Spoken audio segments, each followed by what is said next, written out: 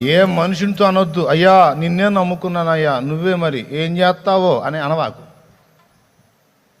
ఏ మనుషునితో అనొద్దు, నువ్వే నీ మీదే అంతా ఏం చేస్తావో అనొద్దు, ఖచ్చితంగా మునుగుతావు. అసలు ఎవరితో అనొద్దు అన్నమాట. మోకాళ్ళుని యేసయ్యతోను, నిన్నే నమ్మి ఉన్నాను ప్రభువా, నీ మీదే అనుకున్నా, నువ్వే ఏం చేస్తావు అని. తప్పకుండా దేవుడే నీకు సహాయకుడు. Okay right. భక్తునిలో ఏం నేర్చుకుందాం? దేవుని మీద ఆధారపడి దేవునినే తన బలముగా చేసుకొని ప్రతి విషయమునకు దేవునినే కదిలించుట అనేది నేర్చుకోవాలి. కోటి వరహాలకు పైచిలుకు చేసే మాట ఇంకేం కావాలి? దేవునికి స్తోత్రం. ఆహా, ఈ సంగతి మాకు కూడా తెలుసులే అంటారా? తెలిస్తే తెలిసి ఉండొచ్చులేండి, ఈ టైపులో తెలుసా? మరి దేవునికి మహిమ. యెషయికి పాఠం వచ్చిందా లేదా? ఇప్పుడు ఇక డౌట్ పడతాడా? అమ్మో, వాడి చేత అంతలా వండి కొట్టడం ఏంది ప్రభువా? మరి అదేగా యెషయి, కోరుకొని ఎవరికి వదిలేస్తాను అనుకున్నా. పిలిచిన నేను నమ్మదగిన వాడను, ఏదో ఒక దారి చేయకుండా వదిలిపెట్టను. ఈరోజు చెప్తున్నాను, మనల్ని కూడా అంతే ప్రేమిస్తున్నాడు దేవుడు. మనల్ని కూడా పిలిచాడు, మనల్ని కూడా తన పరిశుద్ధాత్మతో అభిషేకించాడు.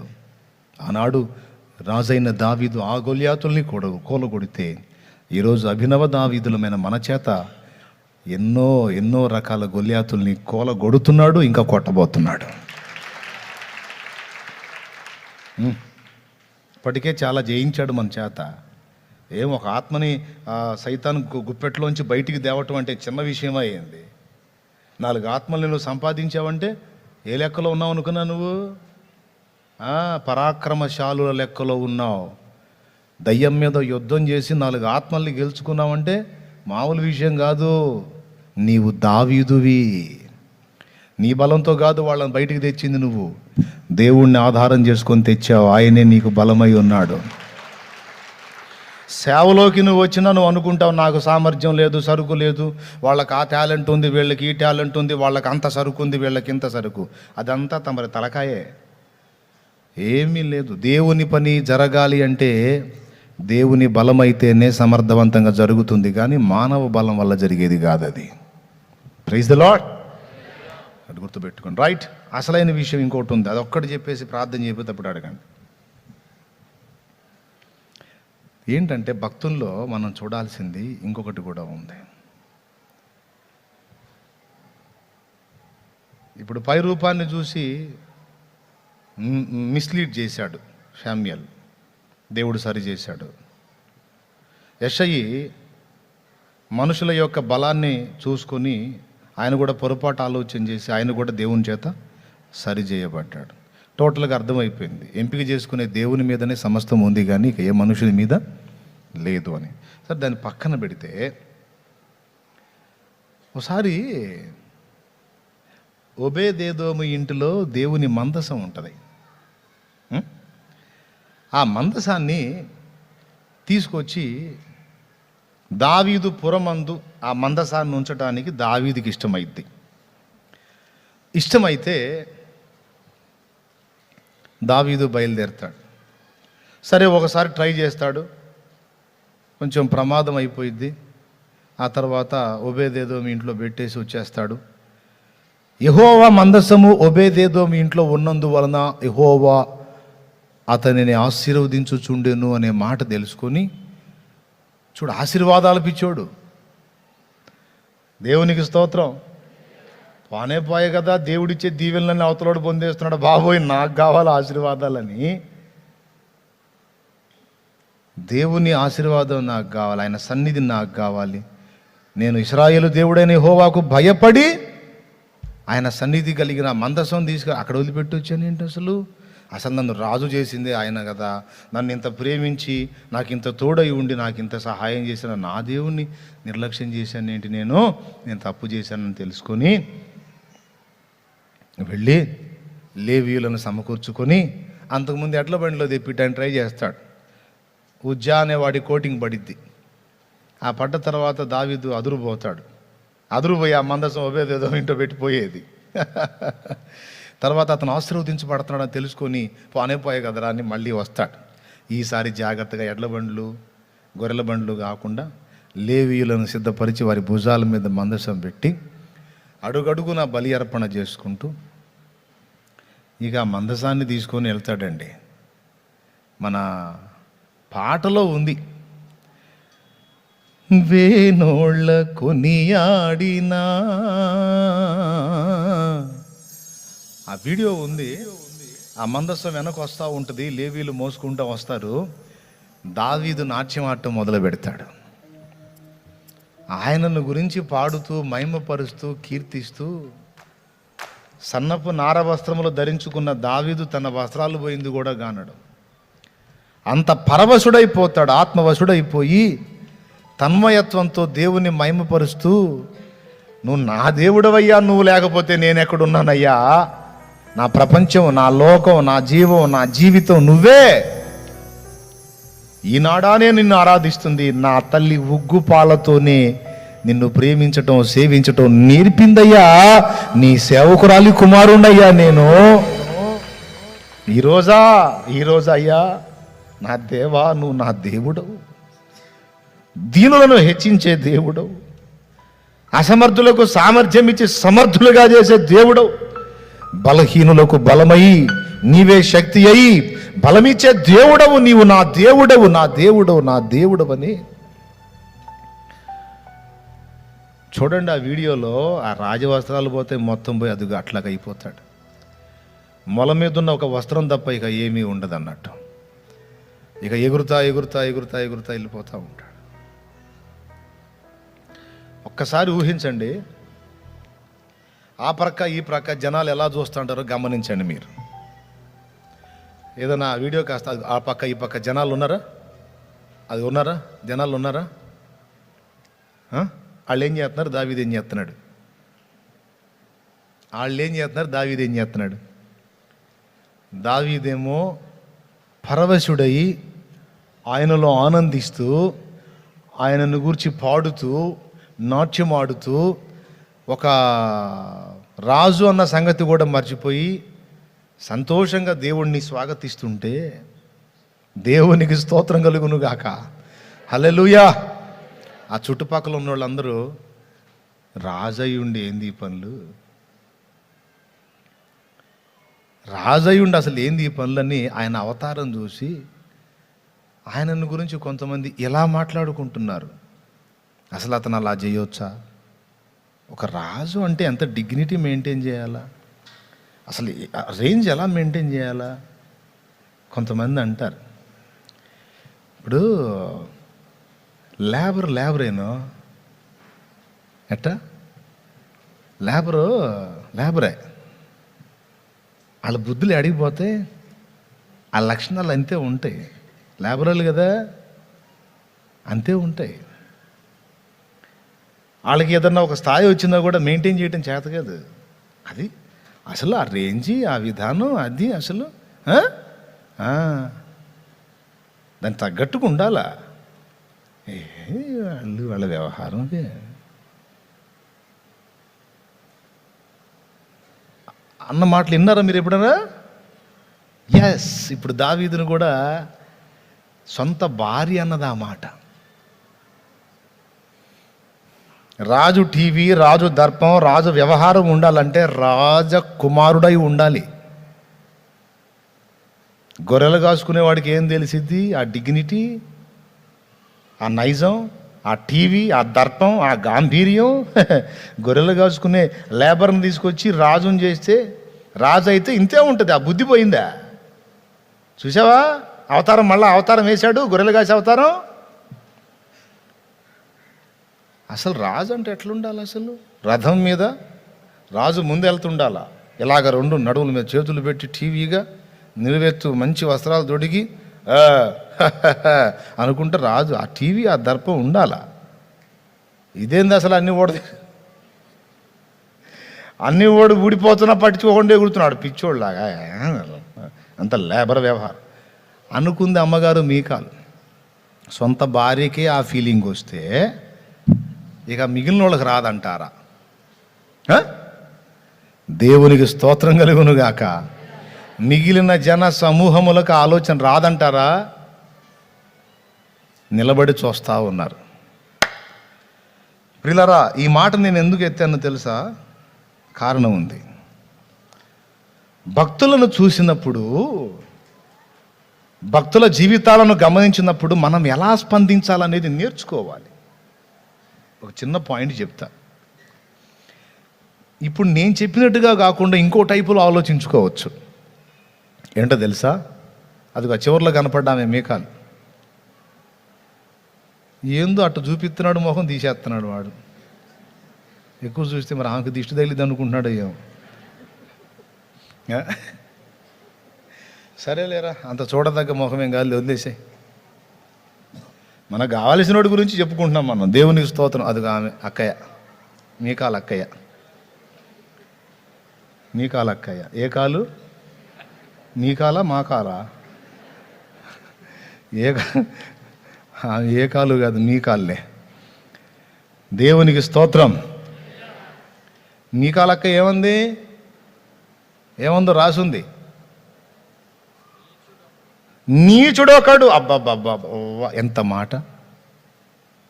దేవుని సన్నిధిలో దేవుని మందసం వస్తూ ఉంటే ఆ మందసం ముందు అలాగూ నాట్యం ఆడుతూ మైమరచి ఆయనను ఆరాధిస్తూ ఉంటే ఆ భక్తునిలో ఏం చూడాలండి?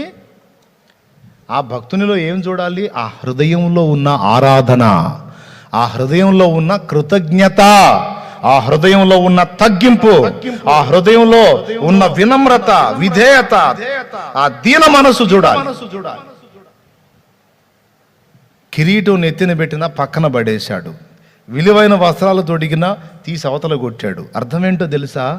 ఇది ప్రజల ముందయ్యా, నా రారాజువు నువ్వు వస్తున్నప్పుడు నీ ముందయ్యా, నీ దగ్గర. అమ్మో, ఎన్ని గుండెలు నాకు, ఎంత దమ్ముండాలి నాకు. నా దేవుడు నువ్వు వస్తున్నావు, నా రాజువి, సైన్యములకు అధిపతి యెహోవా నా ముందు వస్తున్నాడు. ఆయన దాసుడను, ఆయన పాద ధూళి కంటే కూడా తగిన వాడిని కాని హీనుని నేను అని రాజరికపు స్థితిని కూడా పక్కన పెట్టి దీనుడై అతనే అంత రాజే దేవుని ముందు అంత తగ్గించుకుంటే ఇక సామాన్యుడు ఏం చేయాలండి? అరే అంతటోడే అంత తగ్గించుకొని ఆనందపడుతుంటే ఇక మనం కింద పడి దొర్లాడినా తప్పు లేదురా అనుకోవాలి. దేవునికి స్తోత్రం కలుగును గాక. హల్లెలూయా. కానీ వాళ్ళు ఏం చేశారు?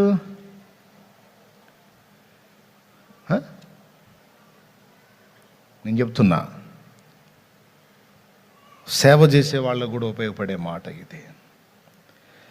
దేవుని సన్నిధిలో అంకితమై సేవ చేసి దేవుణ్ణి మహిమపరిచి అనేక ఆత్మలను క్రీస్తు కొరకు సంపాదించుకుని దేవుల్లో పరవశిస్తున్న భక్తులను చూసి నేర్చుకోవాల్సింది ఏంటంటే వారు ఏ రీతిని ప్రభువుని సేవించుచున్నారో అది చూడాలి. ఆయన బట్టలు అట్ట తొలిగినాయి, అసలు అట్ట వేసుకోవచ్చా? అసలు బట్టలు తీసేయవచ్చా? అసలు అసలు అసలు ఆయన అట్ట చేయవచ్చా? అసలు ఈయన ఇట్ట చేయవచ్చా అన్న మీకాల రకాలు ఉంటారు కొంతమంది.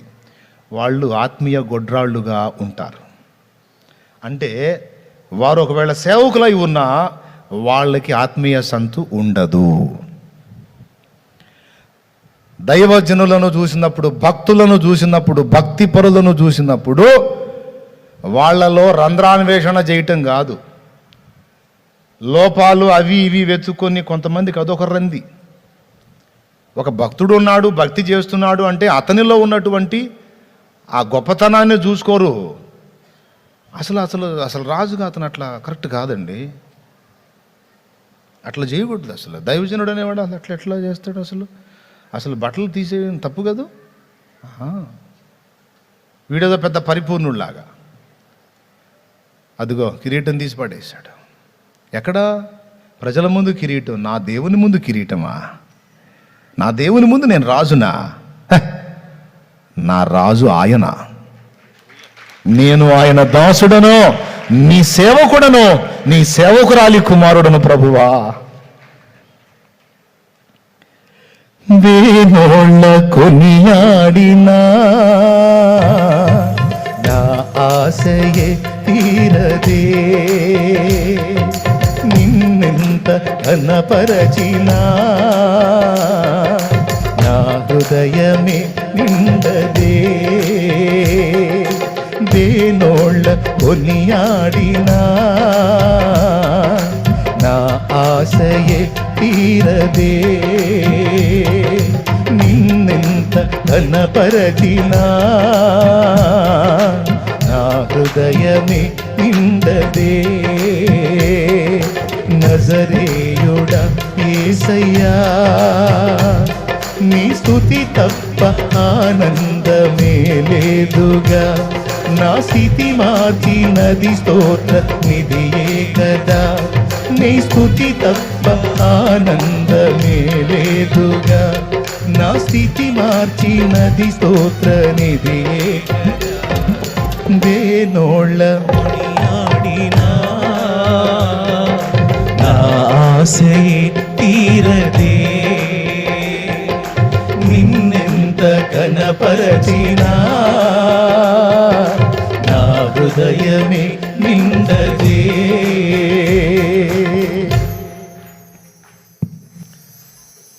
బా ఇతని దగ్గర ఇంత తగ్గింపు హృదయం ఉంది కాబట్టే కదా నా భర్త దగ్గర ఇంత దీన మనసు ఉంది కాబట్టే కదా ఇంత కృతజ్ఞతాబుద్ధి ఉంది కాబట్టే కదా నా భర్తను దేవుడు రాజును చేసింది అనుకుంటే ఎంత ధన్యురాలయ్యేది మీకాలు. మీకు తెలుసా దావీదును ఆమె పలికిన ఆ మాటను బట్టి మీకాలు బ్రతుకాలమంతా గొడ్రాలుగానే మిగిలిపోయానట. కొంతమంది నోరు జారుతారు దైవజనుల్ని. వాళ్ళ దగ్గర లోపాలుంటే లోటుపాట్లుంటే అది దేవుడు వాళ్ళు చూసుకుంటారు. తొందరపడి నోరు జారకూడదు. నీకు నచ్చలేదనుకో, స్తోత్రం ప్రభువా సరిచేయనాయన బిడ్డని అనాయి, అంతవరకే. తృణీకారంగా మాట్లాడి కొంచెం బహు తేలికగా మాట్లాడతారు. వద్దు నాయన అలా చేయకూడదు. దేవుని అభిషేకం పొందిన భక్తులను తిరస్కరిస్తే నీకు తెలియకుండానే పనిష్మెంట్ వచ్చేసిద్ది. నీకు అర్థం కాదు ఎందుకు ఎలా జరుగుతుందో. అదొక దెబ్బ, భయంకరమైన దెబ్బ. చేయకూడదు అట్లా. దేవునికి మహిమ. హల్లెలూయా. నేను సేవకుండా ఉండి నా సహోదరులుగా అవతల వాళ్ళ గురించి మాట్లాడవచ్చు, కానీ ఎవరి గురించి అయినా సరే తేలిగ్గా మాట్లాడాలంటే నాకు టెన్షన్, మాట్లాడను. కొంతమంది చెబుతారు అసలు అట్లా చేయటం ఏందన్న ఆయన, అట్లా చేయకూడదు కదన్న అంటే అనకూడదు నాయన. ఎందుకు వచ్చిన గొడవ? దేవుడు అభిషేకించిన వాళ్ళయ్యా. ఎంతటోడు కూడా తొట్టుపడతాడు, డిస్టర్బ్ అవుతాడు. ఏదో చోట ఏదో ఒక లోపం ఉంటుంది, మనుషులు కదా. అనకూడదయ్యా తొందరపడి దైవజనుల్ని. మళ్ళీ దేవుడు కోప్పడితే నువ్వు పనిష్మెంట్ పొందుతావు. నోరు జారింది. ఏం చూడాలి? ఆయన బట్టలు తొలగినవి చూడాలా, లేకపోతే ఆయన గుండె చూడాలా? అసలు ఏం మనసండి ఆయనది? అందుకే దావీదు కుమారుడు అనిపించుకోవడానికి యేసయ్య సిగ్గుపడలేదు. దావీదు కుమారుడా నన్ను దాటిపోకయ్యా, నజరేతువాడ నన్ను విడిచిపోకయ్యా.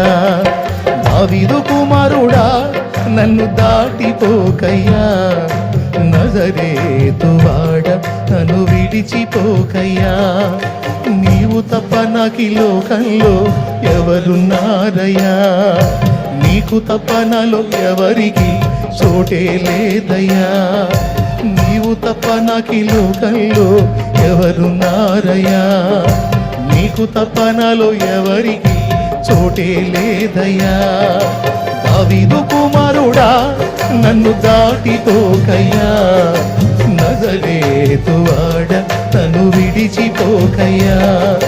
దావీదు కుమారుడా నన్ను దాటిపోకయ్యా, నజరేతువాడ నన్ను విడిచిపోకయ్యా. దేవునికి మహిమ. హల్లెలూయా చెప్పు గట్టిగా. తన దాసుడు ఎట్టివాడో ఆయనకు తెలుసు.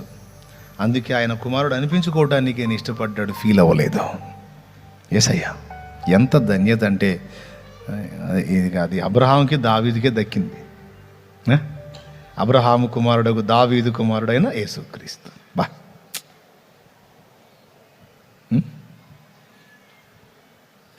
ఇంకేం కావాలండి దావీదుకి? అంత గొప్ప భక్తిపరుడు, దేవుని చిత్తానుసారమైన మనసు కలిగి దేవుని ఎదుట ఆయన అడుగులు వేస్తుంటే, ఆయనలో ఆనందిస్తుంటే, నాకు తెలిసి కొంతమంది భార్య అనుకున్నప్పుడు బయట వాళ్ళు అనుకోరా, ఏం అనుకోవాలి, ఏమి చేయాలి, ఏమి నేర్చుకోవాలి, ఏం చేశారు. దావీదు హార్ట్ చూడాలి. రాజరికాన్ని పక్కన పెట్టాడు, అధికారాన్ని పక్కన పెట్టాడు, తగ్గింపు చూడాలి. నంబర్ 1. ఆ మందసం వాళ్ళంత దూరం కనపడతా ఉంటే నిలబడి చూస్తూ ఉంటాడు. అర్థం ఏంటో తెలుసా? గుర్తు చేసుకుంటున్నాడు, నా దేవుని మందసం, నా దేవుడు, నా ప్రభు, నా రాజు. ఈరోజు ఇశ్రాయేలు జనాంగం అంతా నన్ను గౌరవిస్తున్నారు. దానికి కారణం ఆయన. నాకు జయమిచ్చిన వాడు ఆయన, నా శత్రువులను వణికించిన వాడు ఆయన. దావీదు యుద్ధం అంటే అది దావీదు యుద్ధము కాదు, యెహోవా యుద్ధము. యెహోవా యుద్ధం. జనములను నాకు అప్పగించిన వాడు ఆయన. అదిగో నా దేవుడు, నా దేవుని సన్నిధి. భయపడ్డాడు. అయ్యా, నేను ఏదన్నా గొప్ప అంటే నీ ముందు కాదయ్యా, నీ దాసు, నాకెందుకయ్యా. తన గతాన్ని గుర్తు చేసుకుంటున్నాడు. ఏ స్థితి నుండి తను ఎన్నికలేని నన్ను ప్రేమించి లోకము నుండి నన్ను వేరుపరచి నీ సన్నిధిలో నీ కౌగిలిలో నిత్యము నిలువగా పిలిచావు. మలిన బ్రతుకును నూతన పరచి, మలిన బ్రతుకును నూతన పరచి పరిమళ సువాసనగా నన్ను మార్చినావు. హల్లెలూయా యేసయ్యా, వేశావు నీ ప్రేమతో నన్నిలా, మది గెలిచావు లోకాన్ని మరిచేంతలా. వేశావు నీ ప్రేమతో నన్నిలా, జత కలిసావు లోకాన్ని మరిచేంతలా. దేనోళ్ళ కొనియాడినా నా ఆశయే తీరదే. నిన్నెంత పరచినా నా హృదయమే నిండదే. దేనోళ్ళ కొనియాడినా నా ఆశయే తీరదే. నిన్నెంత కనపరచినా నా హృదయమే నిండదే. నజరేయుడా యేసయ్యా, నీ స్తుతి తప్ప ఆనందమే లేదుగా. నా స్థితి మార్చినది స్తోత్ర నిధియే కదా. నీ స్తుతి తప్ప ఆనందమే లేదుగా. నా స్థితి మార్చినది స్తోత్ర నిధియే కదా. నీ స్తుతి తప్ప ఆనందమే లేదుగా. నా స్థితి మార్చినది స్తోత్ర నిధియే కదా. దేనోళ్ళ కొనియాడినా నా ఆశయే తీరదే. నిన్నెంత కనపరచినా నా హృదయమే నిన్నదే. నజరేయుడా, హల్లెలూయా హల్లెలూయా హల్లెలూయా హల్లెలూయా. ఊహకు మించిన కార్యము చేసి ఉన్నత కృపలో నన్ను దాచినావు. గమ్యమే తెలియని ఈ పయనములో నా గురి నీవై నిలిచావు.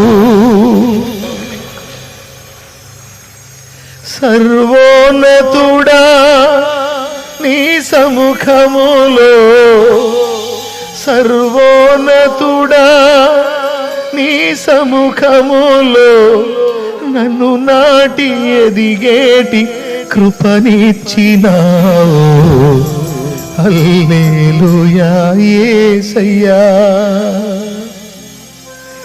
కురిపించావు నీ చూపులో వెన్నెల, పలికించావు నీ ప్రేమ రాగాలిలా. కురిపించావు నీ చూపులో వెన్నెల, పలికించావు నీ ప్రేమ రాగాలిలా. వేనోళ్ళ కొనియాడినా నా ఆశయే తీరదే. నిన్నెంత ఘనపరచినా నా హృదయమే నిండదే. గజరేయుడా యేసయ్యా, నీ స్తుతి తప్ప ఆనందమే లేదుగా. నా స్థితి మార్చినది స్తోత్ర నిధియే గదా. నీ స్తుతి తప్ప ఆనందమే లేదుగా. నా స్థితి మార్చినది స్తోత్ర నిధియే గదా. వేనోళ్ళ కొనియాడినా నా ఆశయే తీరదే. నిన్నెంత ఘనపరచినా నా హృదయమే నిండదే.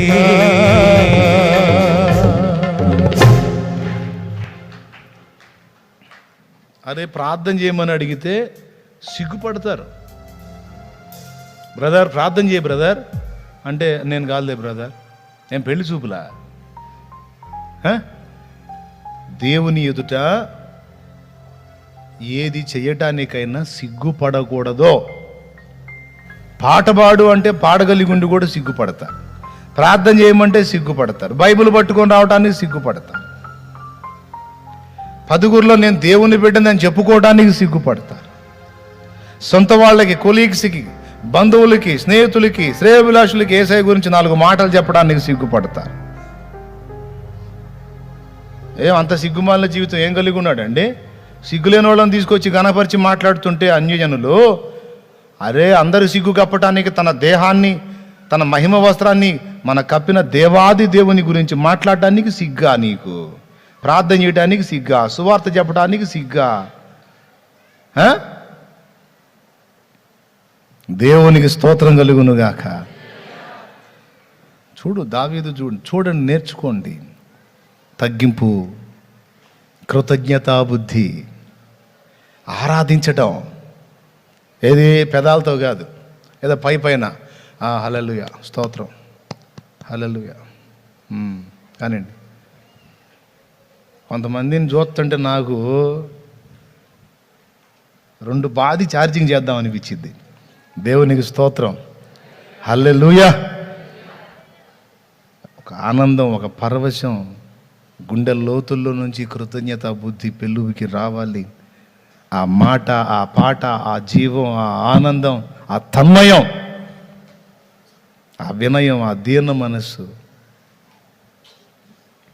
అవి కలిగి ఉన్నోడు. ఒక చిన్న మాట చెబుతానండి, నువ్వు ఎగతాళి చేస్తే రాజు కాకుండా పోతాడేంది? హే బట్టలు లేకుండా తిరుగుతున్నాడు అని నువ్వు అన్నంత మాత్రం రాజుగాడు. మందసం పాడెంలో పెట్టిన తర్వాత పోయి మళ్ళీ బట్టలు కట్టుకున్నాడంటే నీకు పగిలిద్ది. దేవునికి స్తోత్రం కలుగును గాక.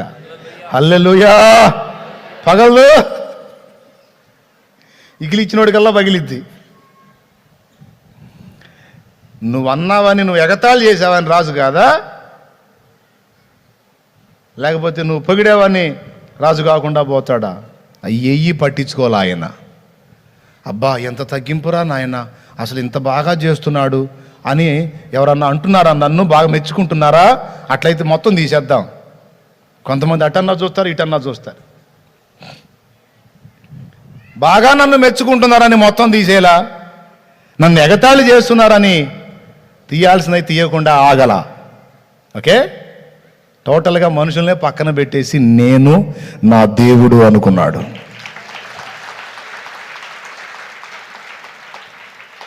ఆశపడ్డాడు. నేను ఇంతగా రాజునైనా నేనే ఇంత ఆనందిస్తే నా ప్రజలు ఇది చూసి నేర్చుకోవాలి. రాజునైనా నేనే ఇంతగా తగ్గించుకొని ఆయన ముందు ఆరాధిస్తుంటే సామాన్యులైన మీరు మరి ఎక్కువగా చేయాలి నాయన. మన దేవుడు ఇంత గొప్పవాడు అని వారు తెలుసుకుంటారని ప్రజలకు మాదిరి. తర్వాత వాళ్ళు ఏమన్నా అనుకొని నేర్చుకుంటే నేర్చుకుంటారు భక్తి ఎలా చెయ్యాలో, నేర్చుకోకపోతే విమర్శించుకుంటారు. ఏ విమర్శ చేసినా నాకేం పట్టింపు లేదు, నన్ను పొగిడినా నేను పట్టించుకోను. ఎందుకంటే ఆ పొగడ్తలన్నీ నాకు చెందినవి కాదు, ఆయనకే చెందాలి. నన్ను అవమానపరిచి ఎగతాళి చేసినా నాకేం పట్టింపు లేదు. ఇప్పుడు మోదీ గారు ఉన్నాడు, ఈ మధ్య గడ్డం పెంచుతున్నాడు ఆయన. మోదీ గారు గడ్డం పొడుగు పెరిగింది అంటే ప్రధాని కాదా? ఇలాగ అనేసారు నన్ను, ఇంక నేను ప్రధాని కాదు అంటాడా? నువ్వు అన్నంత మాత్రాన అక్కడేం పప్పులు ఉడకవు.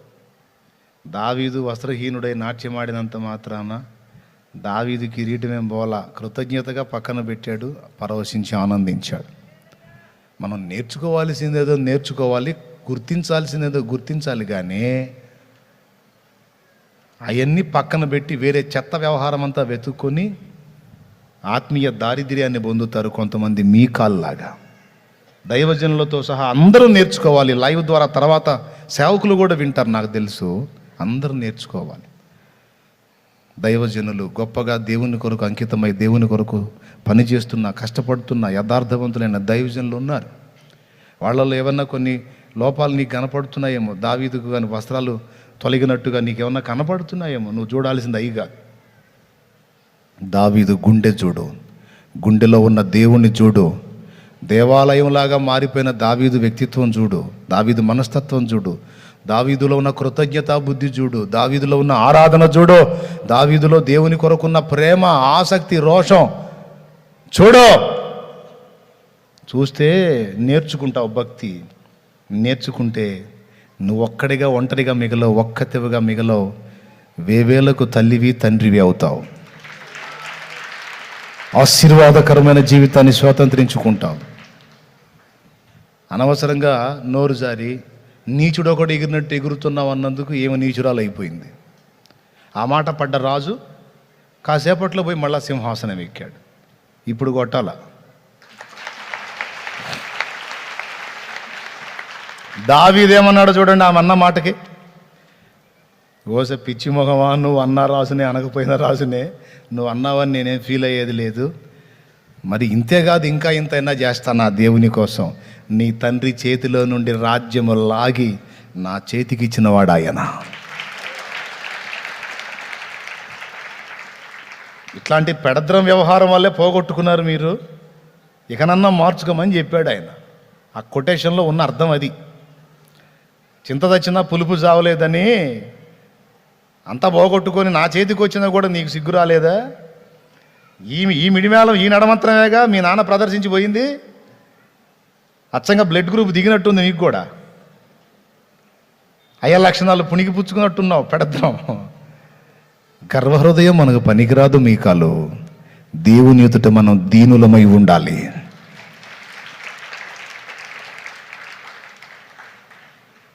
కాబట్టి నా ప్రియులారా, భక్తులను చూసి ఏం నేర్చుకోవాలి? ఫస్ట్ చెప్పాను, ఏం నేర్చుకోవాలి? వారి హృదయ స్థితిని, వారి విశ్వాసం, వారు దేవుని మీద ఆనుకున్న విధానం, వారి బలరహస్యం ఏంటో గుర్తుపట్టాలి. ఏంటి బలరహస్యం?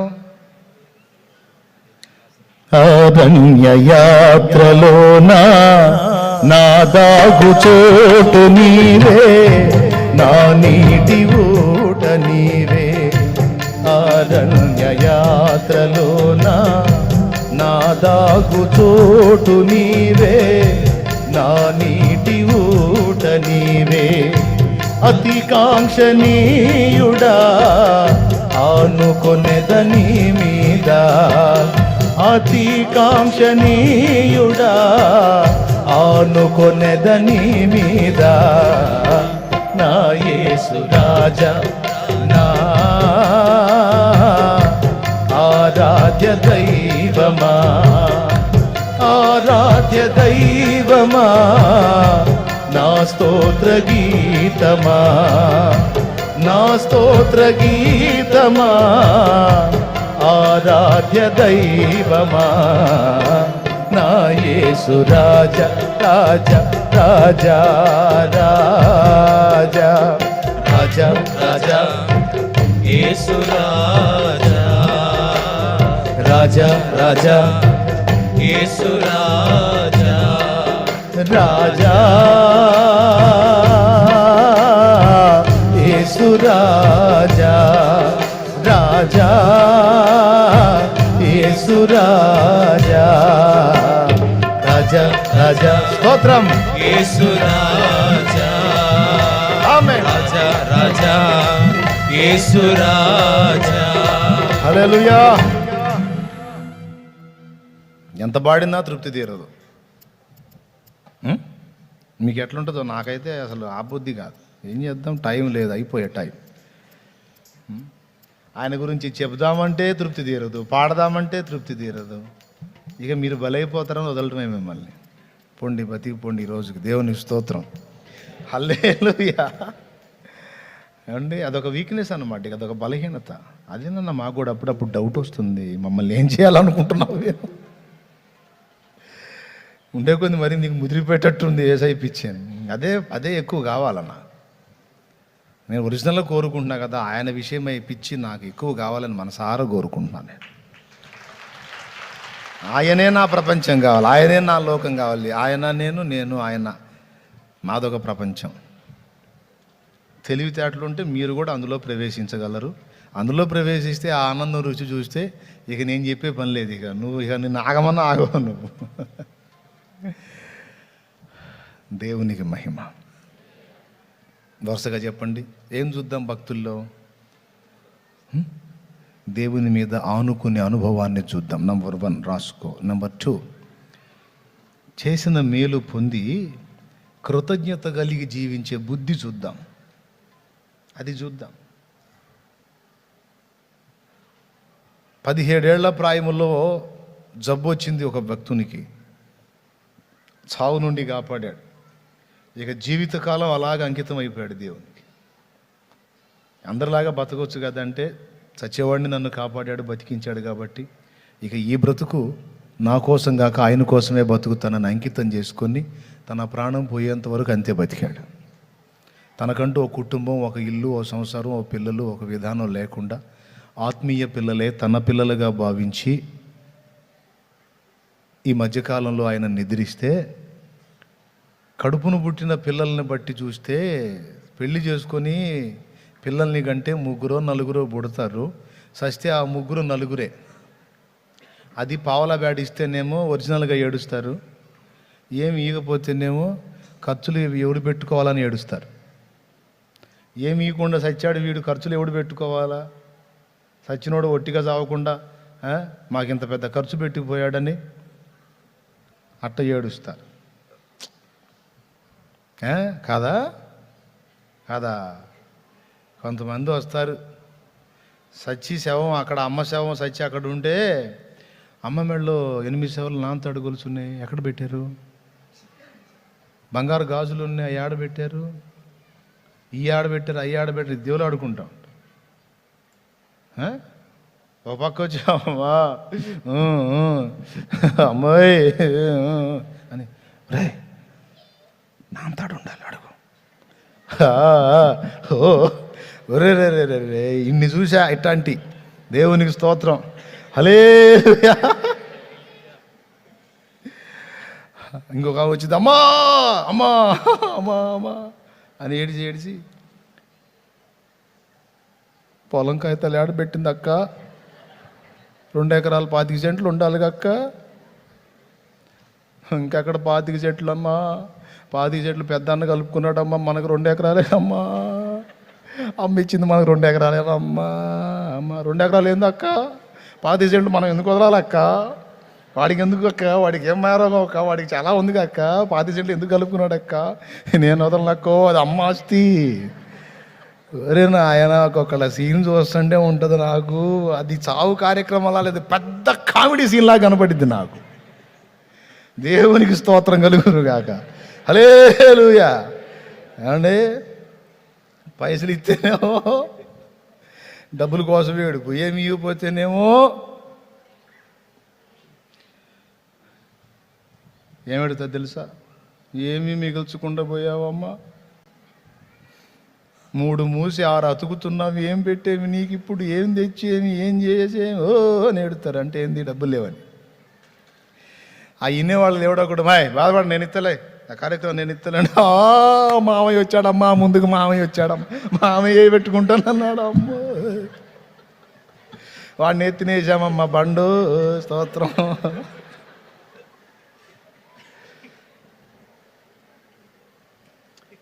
రకరకాల కార్యక్రమాలకు వెళ్తుంటాయి కదా, నేనేదో అమాయకంగా మొహం పెట్టుకొని చూస్తూ ఉంటాను ఏం జరుగుతుంది ఏందని. చిన్నప్పటి నుంచి అన్ని ఫ్యామిలీ, కుటుంబంలో బంధువులు అన్ని రకరకాలు చూసి ఉన్నాయి కదా, పోయిన దగ్గరల్లా సీరియస్గా తీసుకుంటా ప్రతి పాయింట్. నేను దేన్ని వదిలిపెట్టను, ప్రతి ఒక్కరి ఫేస్ రీడింగ్ చూస్తూ ఉంటా, ఎవరెవరు ఎలా ఏం మాట్లాడుకుంటారు, ఎవరెవరు ఏం చేస్తారు, ఈ పరిశీలనలో నేను ఉంటా. ఎవరి ఫీలింగ్స్ ఎలా ఉన్నాయి, ఎవరు ఒరిజినల్గా ఏడుస్తున్నారు, ఎవరు షో చేస్తున్నారు. కొంతమంది ఏం ఏడిసినా ఏడుస్తారు, చొక్క నీళ్ళు రావు. అట్లాంటి వాళ్ళు కూడా తగిలేరు తమ్ముడు. నాకు పెద్ద పెద్దగా ఘాటుగా ఎడుతు అన్నట్టు, బామ్మ ఇంతలా ఏడిసింది ఏందని మనిషి మొహంకి వెళ్ళి చూస్తే చొక్క నీళ్ళు ఉంటాం, ఏం లేపని తుడుతూ ఉంటాం.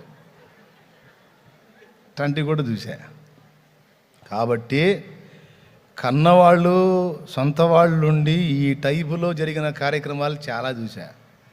కానీ తనకంటూ ఒక ఇల్లు, సంసారం, కుటుంబం, పిల్లలు గిల్లలు ఏం పెట్టుకోకుండా తన బ్రతుకాలం దేవుని కొరకు అలా బతికిపోయినోడు, కన్ను మూస్తే తెచ్చి మందిరంలో అలాగ పండుకోబెడితే ఆయన కోసం చూడటానికి వచ్చి కన్నీళ్లు పెట్టుకుంటా నిలబడ్డ క్యూ ఎక్కడి నుంచి ఏడదాకుందో తెలుసా?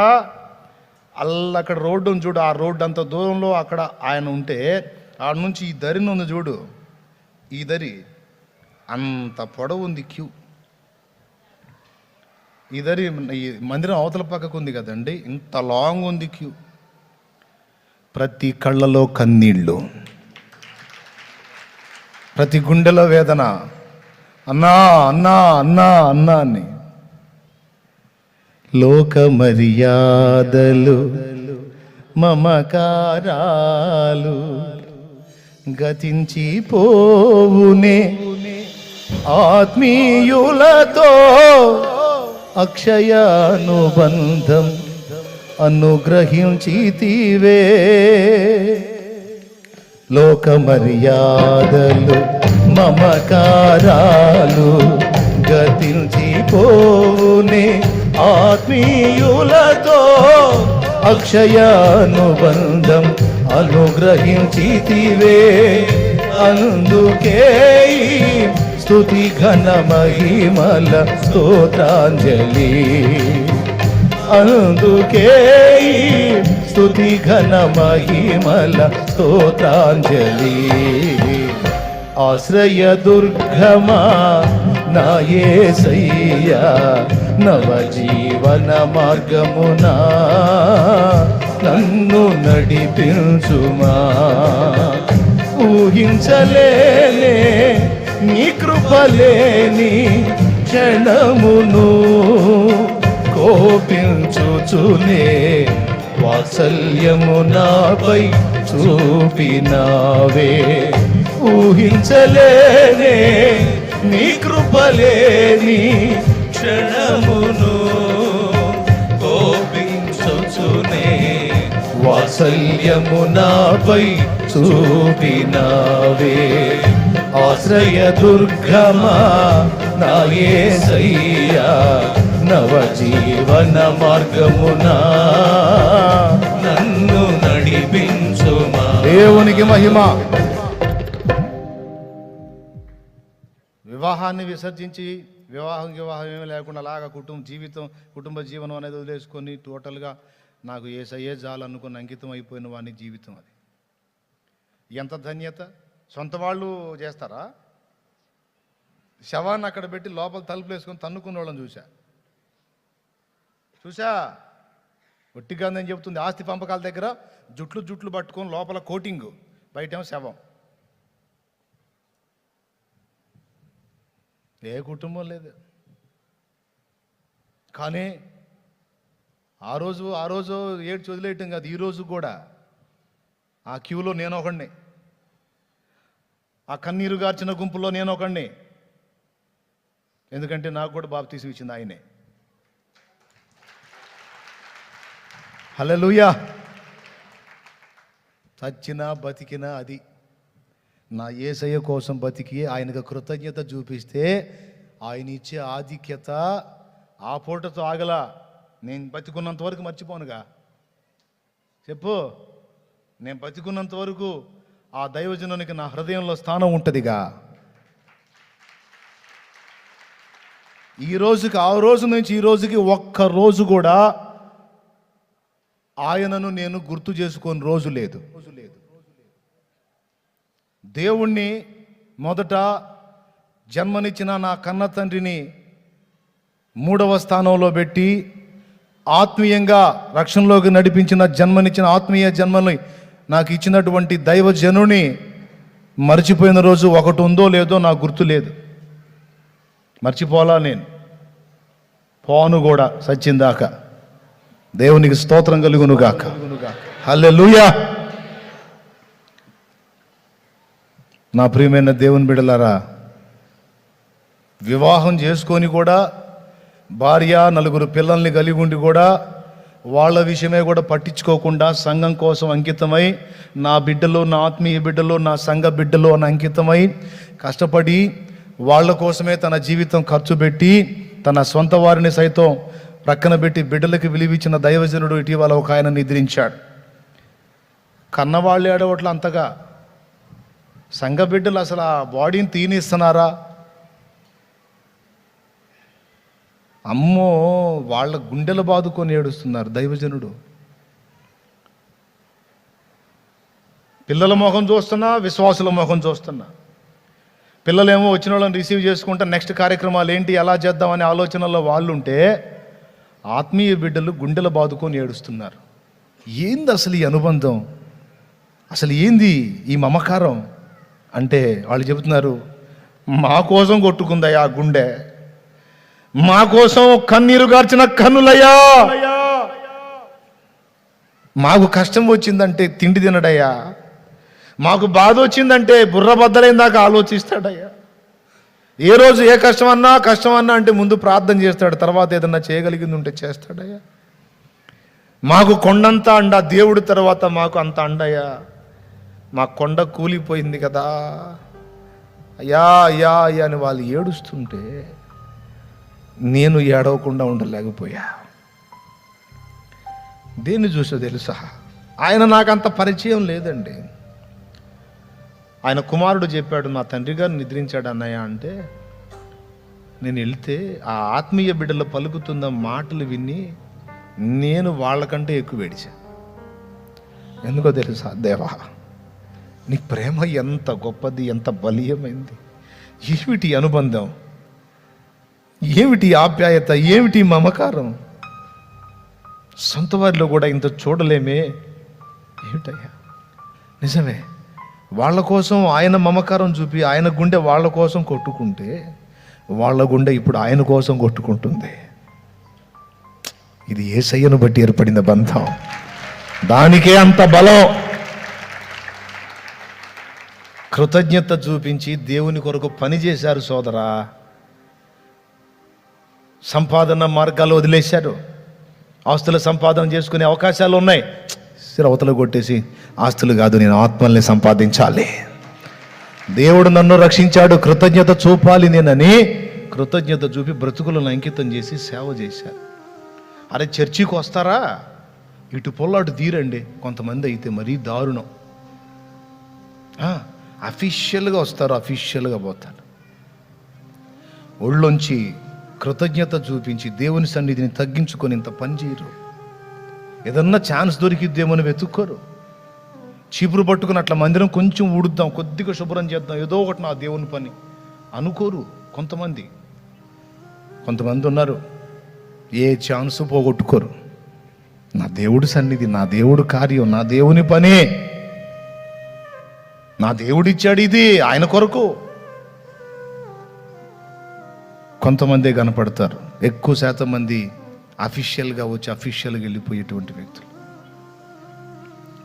నా ప్రియులారా, నేర్చుకోవాలి భక్తుల్ని చూసి. కృతజ్ఞత దావీదు చూపించాడు, ఆనుకున్నాడు. తన బలరహస్యం దేవుడే అని చెప్పాడు, తగ్గించుకున్నాడు. ఎవరు ఏమనుకున్నారు, పొగిడారా తిట్టారా రెండూ పట్టించుకోవాలా. నా దేవుడు ఏమనుకుంటాడో అనే దాన్ని ఒక్కటే చూసుకున్నాడు. కానీ ఇక జనం పొగిడారా జనం తిట్టారా ఏది చూడాల. ఈ రాగున బోలెడన్ని ఉన్నాయి. ఆ భక్తుని అన్నోళ్ళు పోయారు, కానీ ఆ భక్తుడు చరిత్ర పుటల్లో నిలిచి ఈరోజు కూడా ప్రశంసింపబడుతున్నాడు. నేర్చుకుందాం. ఇంకా చాలా సంగతులు ఉన్నాయి, టైం అయిపోయింది. రండి, మోకాళ్ళ మీదకి రండి, ప్రార్థన చేసుకుందాం. ప్రార్థన చేసుకుందాం రండి. అందరూ కూడా మోకాళ్ళు వేసి దేవుడిని అడగండి. దేవా, నాలో లోపాలు ఉన్నాయేమో నాయన. భక్తుల్ని విమర్శించుకొని నెగిటివ్ షేడ్లో వాళ్ళని చూశానేమో. I'm very sorry my lord. నన్ను క్షమించు, నన్ను క్షమించు. Please forgive me my lord. దయచేసి నన్ను క్షమించు, నన్ను క్షమించు, నన్ను క్షమించు.